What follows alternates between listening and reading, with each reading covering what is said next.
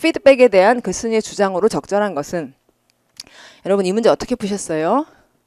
제가 어떻게 풀었는지 이제 보여드릴 건데 이런 지점은 이제 출판사에서 그러니까 12시 좀 전에 12시 좀 후에 문제가 이제 오고 오늘이요. 12시가 좀 지났을 때 학원에서 저희한테 문제를 보내주시고 출력을 해가지고 문제를 풀어보고 모여가지고 이제 총 5명이 편집팀 4분하고 저하고 5명이 정답을 확인하고 그리고 이제 의견을 나누고 그래요.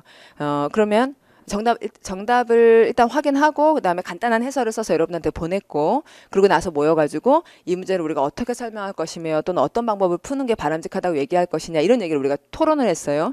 근데 그 토론에서 제가 이 문제를 이제 어떻게 풀었는지 우리 직원분들한테 설명을 드리면 우리 편집팀 편집원들한테 설명을 드리면 그분들이 약간 고개를 갸우뚱하세요. 좀 너무 레디컬한 거 아닙니까? 뭐 이렇게 얘기를 해요.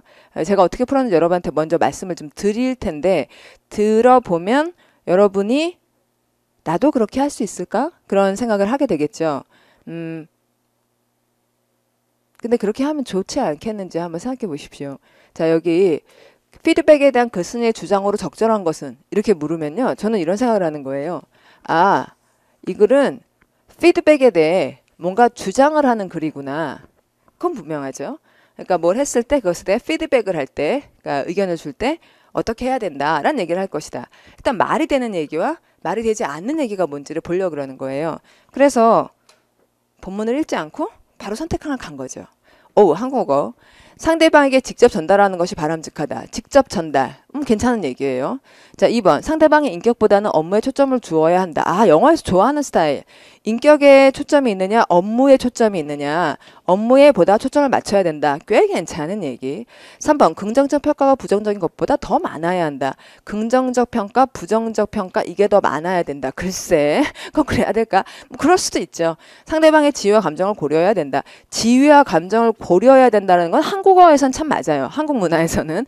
근데 영어에서는 지위와 감정을 고려해야 된다고 주장을 했을까? 약간 좀 그렇죠. 그래서 요 2개 중에서 이거 꽤 괜찮은 것 같다. 이런 생각이 살짝 들죠? 그러고 나서 본문을 읽는 거예요. 어느 정도 아까 표시했던 얘기들이 좀 머릿속에 남아있죠. 그러고 나서 본문을 읽었어요.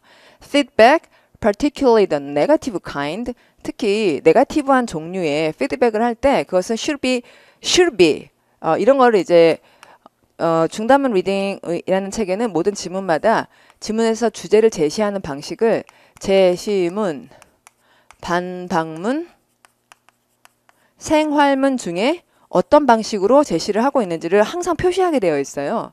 근데 이 문장 같은 경우는 피드백은 특히 네거티브한 피드백은 should be 되도록 descriptive 해야 됩니다. rather than judgmental or evaluative 이거 안 되고요. descriptive 해야 됩니다. 이렇게 말했어요. 이거는 100% 제시문이에요. 비교를 하고 있죠. 이거냐 저거냐. 이러면 주제는 나온 거예요. 그러니까 묘사적으로 해야지 뭔가 이렇게 판단을 하는 것처럼 그리고 뭔가를 평가하는 것처럼 이렇게 해서는 안 된다. 그랬잖아요. 그러면 답은 나온 거죠, 여러분. 예? 이거냐 저거냐. 주제문이잖아요, 이게.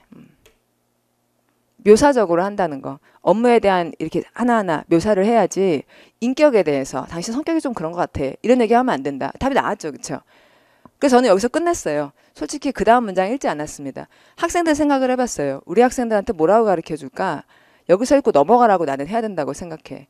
왜냐하면 지금 내가 그 다음 한 문장을 더 읽으면 한 2, 3초가 걸리는데 그 2, 3초들이 자꾸 모이면 1분이 되고 2분이 되거든. 그런데 지금 선택항을 봤는데 첫 문장 제시문을 읽었는데 답이 그것 말고는 될 게 없잖아. 그러면 넘어가야지. 그 작은 시간들을 모아가지고 한 문제를 더 맞춰야지. 그게 5점인데 반 문제를 더 조금만 더 생각했으면 풀 수 있는 문제들을 만들어야지. 그런 생각했어요, 여러분.